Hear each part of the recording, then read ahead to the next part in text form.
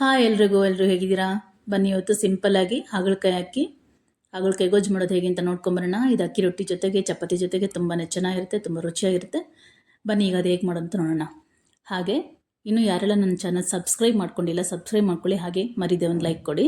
ಬನ್ನಿ ಈಗ ಅದಕ್ಕೆ ಏನೇನು ಬೇಕು ಅಂತ ನೋಡೋಣ. ನೋಡಿ, ಹುಣಸೆನ ನೆನೆಸಿ ನೀಟಾಗಿ ತೊಳೆದು ನೆನೆಸಿಟ್ಟಿದ್ದೀನಿ. ಈಗ ಇಷ್ಟು ಹುಣಸೆಹಣ್ಣು ಬೇಕಾಗುತ್ತೆ. ಹಾಗೆ ಇದು ಸಾರಿನ ಪುಡಿ ಇಲ್ಲ ಸಾಂಬಾರು ಪುಡಿ ಯಾವುದಾದ್ರೂ ಸರಿ.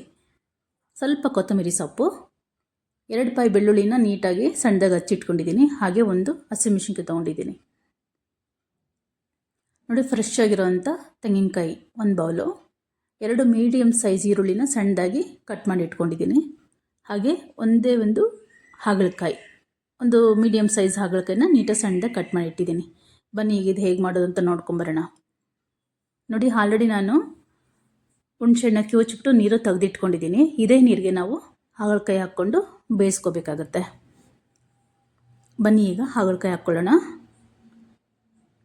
ನೀವು ಇಲ್ಲಿ ಬೇಕಾದರೆ ಸ್ವಲ್ಪ ಅರಿಶಿನ ಕೂಡ ಹಾಕ್ಕೋಬೋದು. ಈಗ ಇಲ್ಲಿ ನೀರು ನೋಡಿಕೊಂಡು ನಿಮ್ಗೆ ಎಷ್ಟು ಬೇಕಷ್ಟು ಅಷ್ಟು ನೀರು ಇಲ್ಲೇ ನೋಡಿಕೊಂಡು ಈಗಲೇ ಹಾಕ್ಕೋಬೇಕಾಗತ್ತೆ. ನನಗೆ ಈಗ ಇನ್ನೊಂದು ಸ್ವಲ್ಪ ನೀರು ಬೇಕಾಗುತ್ತೆ, ಹಾಗಾಗಿ ನಾನು ಇನ್ನೊಂದು ಸ್ವಲ್ಪ ನೀರು ಹಾಕ್ಕೊಳ್ತೀನಿ. ನೋಡಿ, ನಿಮ್ಮ ಇದಕ್ಕೆ ಎಷ್ಟು ಬೇಕಾಗುತ್ತೆ ಗೊಜ್ಜಿಗೆ. ಕೊನೆಯಲ್ಲಿ ಈ ನೀರು ಹುಳಿದ್ರೂ ಕೂಡ ನಾವು ಮತ್ತೆ ಗೊಜ್ಜಿಗೆ ಹಾಕ್ಕೋಬೋದು. ಬನ್ನಿ ಈಗ ಇದು ಬೇಯಲಿ. ಇದು ಅರ್ಧ ಬೆಂದಾದಮೇಲೆ ನಾವು ಉಪ್ಪು ಹಾಕ್ಕೊಳ್ಳೋಣ. ಅಷ್ಟರಲ್ಲಿ ನಾವೀಗ ಖಾರ ರುಬ್ಕೊಂಬರೋಣ.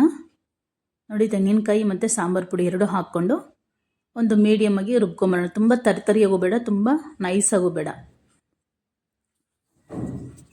ಇಷ್ಟೇ, ಇದಕ್ಕೆ ಇನ್ನೇನು ಹಾಕೋ ಅವಶ್ಯಕತೆ ಇರಲ್ಲ. ತುಂಬಾ ಚೆನ್ನಾಗಿರುತ್ತೆ. ಒಂದು ಸಲ ಟ್ರೈ ಮಾಡಿ ಮನೆಯಲ್ಲಿ.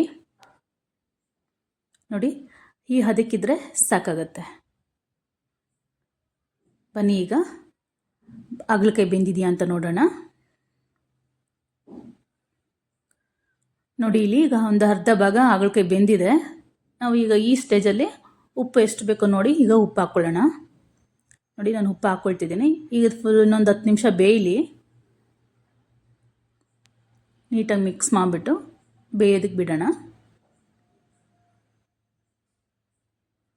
ನೋಡಿ, ಈಗ ಬೆಂದಿದೆ. ಈಗ ಇದನ್ನು ತೆಕ್ಕೊಂಬಿಡೋಣ ನೀಟಾಗಿ. ಹಾಗಲಕಾಯಿ ಎಲ್ಲ ಸಪ್ರೇಟಾಗಿ ಬೇರೆ ಒಂದು ಬೌಲ್ಗೆ ಹಾಕ್ಕೊಂಬಿಡೋಣ.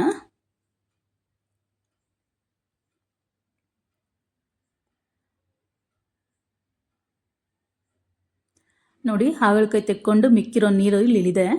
ಈ ನೀರನ್ನ ಹಾಗೆ ಸೈಡಲ್ಲಿ ಇಟ್ಟು ಆಮೇಲೆ ನಾವು ಒಗ್ಗರಣೆ ಮಾಡ್ತೀವಲ್ಲ, ಆಗ ಬೇಕು ಅಂದಾಗ ಯೂಸ್ ಮಾಡ್ಕೋಬೋದು. ಬನ್ನಿ ಈಗ ಸ್ಟವ್ ಮೇಲೆ ಬಾಣಲಿ ಇಟ್ಟಿದ್ದು, ಎಣ್ಣೆ ಕಾದಿದೆ. ಈಗ ಸಾಸಿವೆ ಮತ್ತು ಜೀರಿಗೆ 2 ಹಾಕ್ಕೊಳ್ಳೋಣ.